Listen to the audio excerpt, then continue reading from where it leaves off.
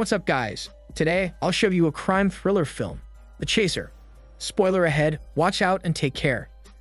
The movie begins with a pretty woman being picked up by a man. They drive to a dark alley and he parks the car. The two of them then walk off together. Morning comes and the car remains parked in the alley. A police car notices the abandoned vehicle and asks a man huddled under an umbrella if the car is his. The man, nicknamed Mr. Pimp, curses under his breath and whispers that he will kill the girl when he finds her. Mr. Pimp is actually a pimp who is currently having problems since two of his girls have mysteriously vanished. Rich in hormones though, he is now short on cash and pleads with someone on the phone to wait until he scrounges up enough money to pay him. A few moments later, his phone rings again. This time it's a customer ordering one of his prostitutes. So Mr. Pimp sends a street girl to the customer's motel room. But once inside, she discovers that there's another man hiding in the bathroom to secretly take photos of them. The street girl gets angry and calls the customer a pervert. She then exits the motel room, but the customer runs up to her and attacks her for calling him a pervert. This causes a disturbance in the motel, and Mr. Pimp rushes there to rescue the street girl. He slaps the customer and intimidates him into paying. He then goes to the street girl, who informs him that she is quitting being a prostitute. Mr. Pimp gives her a ride in the abandoned car the police saw earlier. The street girl is disturbed about the recent spate of disappearances in Mr. Pimp's brothel, and she berates him for not doing more to find the two missing girls. After all, Mr. Pimp used to be a detective, and he could still use his connections to search for answers. But he dismisses his concerns and says that the girls were either trafficked or they ran away with the cash advance that he gave them before meeting a customer. Mr. Pimp's assistant calls him because he doesn't have any more girls to send to a client. Mr. Pimp tells him to send the girl named Beauty instead, but apparently she's sick with a cold. Mr. Pimp thinks she's just pretending and could get off work, so he forces her to go attend to the client. In his office, Mr. Pimp realizes that the client whom Beauty is meeting that night was the same man who was the last client of his two missing girls. He quickly calls Beauty and tells her to text him the client's address when they go to his house. After giving his instructions to Beauty, he calls his fluffy old friend who was in the police with him in the past, called Police Fluffy. Mr. Pimp tells him that he has a lead on the missing girls and asks him to send cops to the address. But Police Fluffy is currently assigned to be a part of the mayor's security detail, and shortly becomes busy dealing with the chaos after someone throws smelly shit at the mayor's face during demonstration. Meanwhile, the creepy client nicknamed Mr. Creepy meets Beauty, and they drive to his house in her car. On the way, they pass by the same alley where the car was abandoned. They arrive at his place, and she notices a freshly filled hole in the garden. She slinks away to the dirty bathroom to send Mr. Pimp the message. But there's no cellular service in the bathroom, so she couldn't send it. Beauty is increasingly unnerved and tries to open the window in the bathroom, but only to find a brick wall behind it. She then finds several clumps of long hair in the bathtub. She tells Mr. Creepy that she left something in her car, but he has already locked the gate. There is nowhere for her to run. On the other hand, Mr. Pimp only knows the client's district, so he goes there and waits for Beauty to contact him. But there's no word from her, and he can't contact her either. Back in the house, Mr. Creepy has tied Beauty up and reveals that he killed the two missing prostitutes. Then he knocks her out with a hammer to the head. But he is interrupted by an elderly couple looking for the real owner of the house. The owner is their church mate, and they are wondering why he hasn't been to the church lately. They see that the owner's dog is there and become suspicious of Mr. Creepy. Mr. Creepy kills the couple soon and gets in their car, so he can stash it somewhere. In a twist of fate, Mr. Pimp crashes his car into the vehicle Mr. Creepy is driving. He gets out and asks for Mr. Creepy's number, so he can pay for the damages. But he quickly notices the blood on Mr. Creepy's shirt. To confirm his suspicions, Mr. Pimp dials the client's number and Mr. Creepy's phone rings. He tries to escape and Mr. Pimp chases him through the streets. He corners him, and they get into a fast and furious scuffle. Local cops arrest the two and take them both to the station. Once in custody, Mr. Creepy lies about his cell phone and the car's owners. The cops press him for information about Mr. Pimp's prostitutes. However, Mr. Creepy easily confesses to killing 9 people. Meanwhile, Police Fluffy has apprehended the man who threw feces at the mayor. While driving him to the police station, Mr. Pimp calls him about Mr. Creepy's confession.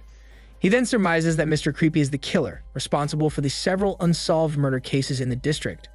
He heads to the police station and claims that he will bring Mr. Creepy in. But the local cops argue with him on what to do with the suspect. Eventually, Police Fluffy gets first dibs, so he orders Mr. Pimp to go to their station.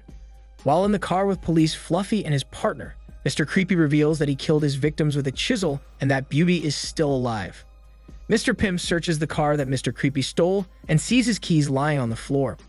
He orders his assistant to go around the district and find the house that the keys can open. He then visits the home of the elderly couple, who owns the car, and talks to their housekeeper, who hasn't seen them since earlier that day. He notices that the couple has a calendar from the local church. Mr. Creepy is taken to Police Fluffy's station to be fingerprinted and interrogated. He tells Police Fluffy that he hammers a chisel into his victims' heads, then hangs their bodies and chops them into pieces before burying them. But when asked about where he buried them, he becomes flippant. Mr. Pimp also goes to the station, but his priority is to find Beauty. He makes it clear that he doesn't believe that Mr. Creepy killed his girls, but Police Fluffy asserts that they need to at least get DNA samples of Beauty to compare to the blood on Mr. Creepy's shirt. Soon after, Mr. Pimp goes to Beauty's apartment with a DNA technician, and he finds Beauty's daughter there. Since she has no one else, Mr. Pimp takes her with him. He visits Mr. Creepy's sister and brother-in-law, but they claim that they haven't seen Mr. Creepy for years, ever since the sister left him alone with her son and came back in shock to see that Mr. Creepy had injured her son's head with a chisel. On the other hand, the interrogation continues, but Mr. Creepy still refuses to disclose where he buried the bodies. Without an address or location, there is insufficient evidence to build a case against Mr. Creepy. Furthermore, he was already arrested before in connection to a murder case, but was promptly released by the prosecutor because of the lack of evidence. The police chief then orders his squad to search the nearby mountain for the bodies, but after thorough searching, the police squad find no sign of any graves on the mountain. Mr. Pimp goes to a massage parlor that also supplies women to a male clientele. He forces the pimps there to check their records if Mr. Creepy had ever been a customer. The pimp there discloses that Mr. Creepy was a customer once, and the girl sent to him also disappeared. Mr. Pimp continues his search and meets a prostitute who had serviced Mr. Creepy before. She says that he is impotent and that he began to be obsessed with her after their night together. She adds that he has also sent her creepy pictures. Right then, the assistant finds a small room that can be opened by one of the keys. Mr. Pimp arrives there shortly after, but finds no trace of Beauty there. Instead, they find a man who is living there. It turns out that he's Mr. Creepy's former prison cellmate, and he stays in his apartment for a couple of weeks. Mr. Pimp also sees Mr. Creepy's religious drawings all over the walls. All are depicted in a horrible way. Beauty's daughter is left in the car, but she sees a woman who looks like her mother, so she follows her. However, she gets into an accident, and soon after, Mr. Pimp finds her and rushes her to the hospital. Back at the station, Mr. Creepy sits face to face with an official interrogator who insinuates that he is impotent. Mr. Creepy gets angry and attacks him. The police are running out of time. They need to find evidence soon, or else they'll have to release Mr. Creepy. The police chief now concentrates his resources on the district where Mr. Creepy was arrested. They are in desperate need of some good public relations buzz ever since the scandal after the mayor got attacked by smelly shit. Mr. Pimp arrives at the station and beats up Mr. Creepy to get the location of the bodies from him. The other cops let him do this, since they really need a lead. Luckily, Mr. Creepy gives them an address. But Mr. Pimp thinks that he gave them a fake location because it's too far from the alley where he parked the car. Meanwhile, the prosecutor sees Mr. Creepy's injuries and orders the police to release him from their custody and stop the ongoing search for evidence. He also demands that Mr. Pimp be arrested for assaulting Mr. Creepy. Mr. Pimp goes ballistic when he hears the news, and his former colleagues have to restrain him. While in the car, he sardonically reminisces about his time in the police force years ago. He teases the driver for profiting from shady deals just like he did, but Mr. Pimp was the only one who got fired. He then attacks the driver and causes the vehicle to crash. He escapes with the help of a sympathetic former colleague who gives him the key to his handcuffs. Elsewhere in a house, Beauty regains consciousness and manages to free herself from the bonds. The bodies of the elderly couple killed by Mr. Creepy are also in the bathroom. Bloody and disoriented, she escapes from the house and runs to a corner store. The store owner hides her and calls the police. Beauty also calls Mr. Pimp's phone, but he's too busy running through the city to answer. Mr. Creepy has been released from police custody, and he happens to stay in the same store where Beauty is hiding. The store owner informs him that the injured girl is there and asks him to stay in the store to protect them in case the killer comes, not knowing that Mr. Creepy is actually the killer. She gives him a hammer, which, however, he then uses to kill her, and then Beauty. A tired Mr. Pimp arrives at the district just in time to see the police cordoning off the crime scene. He becomes distraught when he finds out that Beauty has been killed. Mr. Creepy goes home and puts Beauty's severed head and hands in an aquarium. He then buries the elderly couple's bodies in the garden and kills the dog too. Mr. Pimp goes to the cellmate's room again and listens to Beauty's final voicemail for him. She had told him that she wanted to quit being a prostitute because the job is too scary. She had sobbed on the phone, and her anguish breaks Mr. Pimp. He then sees the same calendar from the local church and decides to visit it. He realizes that the religious imagery Mr. Creepy had drawn on the walls perfectly matched the stone carving of Jesus Christ on the church building. He steps inside and asks the deacon if he knows Mr. Creepy. The deacon replies that he is the assistant of a rich man who renovated the church. This is the same man who owns the house that Mr. Creepy now lives in, and the man whom the elderly couple had come to visit. Apparently, Mr. Creepy must have killed his former boss and occupied his house while doing his grisly crimes in the district.